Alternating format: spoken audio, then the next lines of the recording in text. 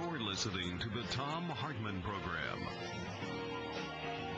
And welcome back. Thom Hartmann here with you, and we've been talking earlier with John Nichols of The Nation about what's going on in Wisconsin, about the elections, about my experiences in Germany, sitting around the table with people from literally all over the world, from South Africa, from Australia, from Scotland, from Germany, from Croatia, from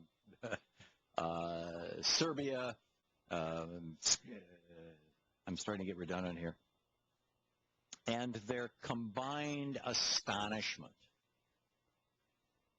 that America uses voting machines, that America does not have a national health care system, that you can actually get sick in America and go broke, that we count our unemployment rate based on who gets unemployment payments, and those payments end after a year or two if there's no jobs available. I mean, it's like I felt like I was trying to justify a third world nation. And that 400 individuals in America control more wealth than 150 million Americans, in the bottom 150 million Americans, which is, I mean, the definition of an oligarchy, you know. And in fact, one of the people there spends a lot of time working in Russia, and another person was there from Latvia, and they're like, our oligarchy is nowhere near as well developed as yours is. Peter Farrar is with us. He's the general counsel for the American Civil Rights Union, the conservative group, theacru.org. Peter, you must just be in hog heaven. Taxes on the wealthy during Eisenhower's administration, 51.2%, dropped down to 64. This is actual paid. 42.4% in 61, 29.9% in 95. This is all kind of post-Reagan. 24% in 97, 19.5% in 2003. Right now, the richest in America paying an average of 16.6%, whereas average Americans earning less than $70,000 in today's dollars, in 55, we're paying 7.4%. Today they're paying almost 14%. And all of these programs for the middle class, for poor, for women, for children are being slashed by the Republicans. You guys must just be in hog heaven. Well, you know, I don't know where you get those numbers, but here's my numbers from the... I would suggest if you want those numbers that you head over to thinkprogress.org right now. It's on their website, thinkprogress.org, and these are numbers that are compiled from 1955 to 2007. This is right out of the federal government. Well, here are the numbers from the Internal Revenue Service, which is not a left-wing website. The top 1% of income earners pay more in federal income taxes than the bottom 95%. You know why that is, Peter? What? You know why that is? Because they earn more money than the bottom 95%. Well, let's see. This is IRS data. They earn 22% of the income, but they pay over 40% of the tax. No, not a chance. That's official IRS data. No, Sorry, Peter, you are. But you're not entitled to your own facts. That's the fact, and you're going to have to deal with that. The top 1% earn... Peter, first of all, you're talking just about income taxes. Yes, I am talking just about income taxes. That's what you were talking about, and that's where the reforms are. That's what we're debating. So that's why I'm talking about income taxes. Let me just make this point. In my new book, America's Ticking Bankruptcy Bomb, coming out in June from HarperCollins, I, in fact, propose phasing out payroll taxes entirely. So that's the highest tax that working people pay. So when you want to talk about payroll taxes, good. My plan is to phase them out. What's your plan for payroll tax? Peter, I am so tired of slimy crap from people on the right. I mean, just absolutely friggin' slimy crap. The bottom line is that, and I'm also tired of having my sentences interrupted halfway through. The reality of the situation is that in the 1950s, corporations paid 30% of the total federal budget. Today, they pay 6%. The reality is that that was because the rate. Okay, Peter, thank you very much. I am going to put you on hold so I don't start screaming obscenities at you. The fact of the matter is, actually, Peter, I'm in. Let me just warn you right now. I am in a really foul mood. I am so tired. I am so tired of these right-wing fools coming forward and. Okay, I am going to put you back on hold. I am so tired of these right-wing fools coming forward and saying, "Oh, gee, look at this. The top 90% are paying more taxes than the." Well, of course they are. They got most of the wealth.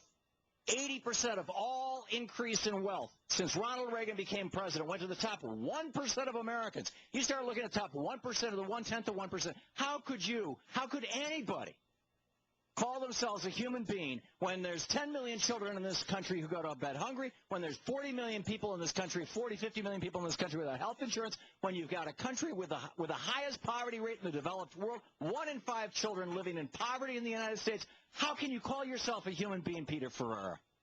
Well, real wages are falling under this so-called Obama recovery. Real wages have been falling ever since Ronald Reagan came into power. The unemployment rate for African Americans is 15.5%. It's been at that level. It's actually closer to 30. Now. Hispanic unemployment rate, 11.3%. That's the third year of double-digit unemployment. Teenage unemployment, 21.6%. Third year over 20%. Black teenage Peter, are you trying to say this is all Obama's fault? 42.1%. Peter, would you please respond to my question? Are you trying to say this is all Obama's fault? It's the fault of the last 3 presidents, in fact, but this is primarily Obama today because he's president. Peter, are you aware of the fact that we had no budget deficit problem from the presidency of George Washington until the presidency of Ronald Reagan, when David Stockman admitted that and Don Regan went out and did it, and he was on TV this weekend on Fareed Zakaria's lying through his damn slimy fungus-covered teeth that they tripled the national debt. They took us from under $1 trillion in debt to almost $3 trillion in debt. You had George Bush, he threw in another $4 trillion in debt. And Don Regan, this slimy sociopath who has destroyed this country, has the balls to be on Fareed Zakaria's program and say, well, I don't know why we don't do something about the debt bomb. It's more important than the loose nukes or Daiichi. When he created this is Ronald Reagan's creation. This is yours, Peter.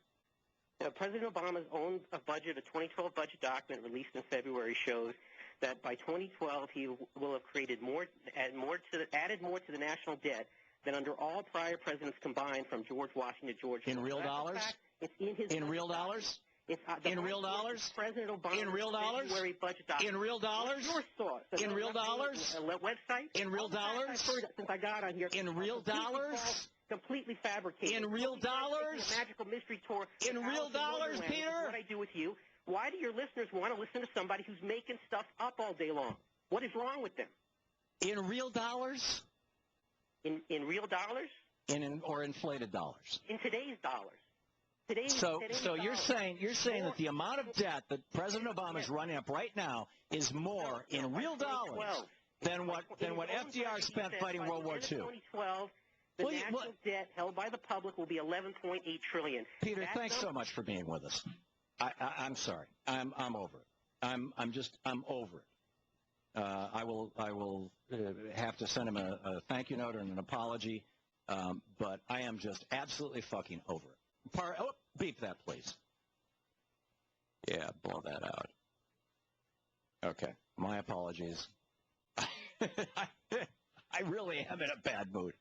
I am. Yeah, Louise, don't look at me so shocked. I am so tired of watching. I think the reason why is because I just came back from a country that works, and I saw people who were able to take a day off work once in a while, and who, if they got sick, didn't have to worry about their kids, getting sick or going bankrupt, and who, in their retirement, would have a decent retirement.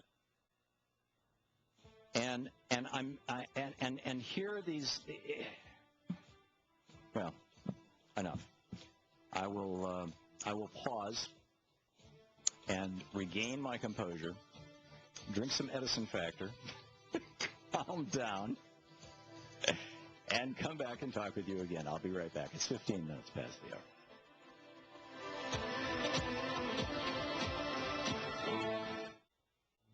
This is the Thom Hartmann Program. We'll be back in just a second with your thoughts on this. I think you know mine by now.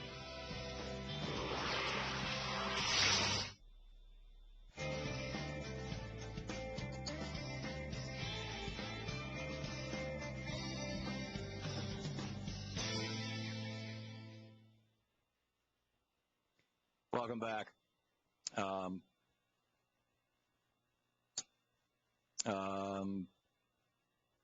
I don't know. I suppose I should be nice to Peter and, invite him back and try to have these conversations. But That wasn't a conversation. That was two people shouting over each other. And ain't going to do it. Ain't going to do it.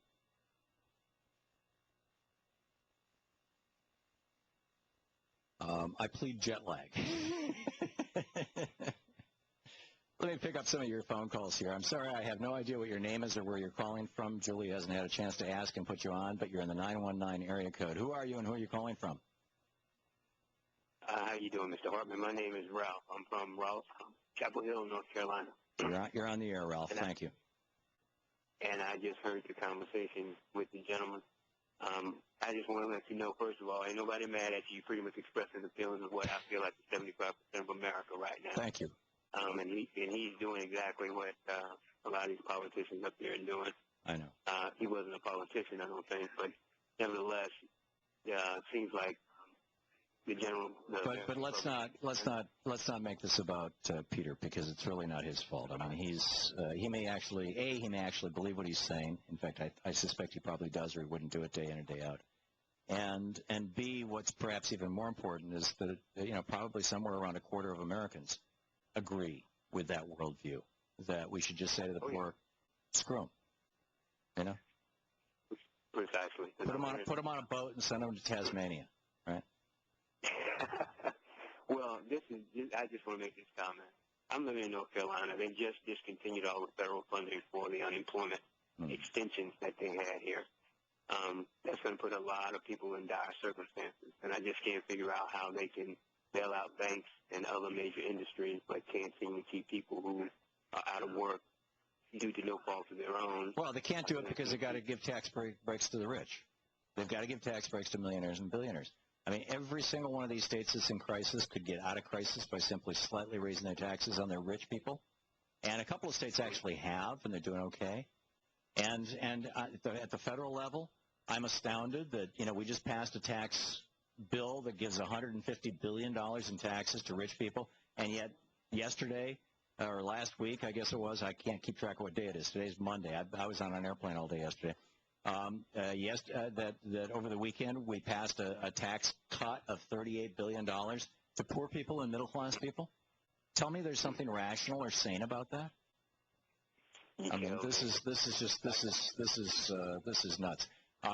Ray, thank you for the call. Let me get a couple more calls in here. Wes in Seattle. Hey, Wes, what's up? Wes, you're on the air. Wes is not on the air. Okay. Paul in Duluth, Minnesota. Paul, you're on the air. Hi, Tom. I just want to give you a little pat on the back. Your comment with that guy you were talking to reminded me of Joe Biden whispering in the president's ear when he announced the settlement about the health care deal. I think we successfully bleeped that. Deal. Yeah, I think we successfully bleeped that word, but... it sure didn't get bleeped for me, and quite frankly, I don't care. Okay. I think there's a big bait and switch going on. Yeah, there is a huge bait and switch. Paul, I'm sorry I'm out of time, but thank you for your calls, and thank you for your understanding comments. My apologies to anybody who was offended. My sincere apologies.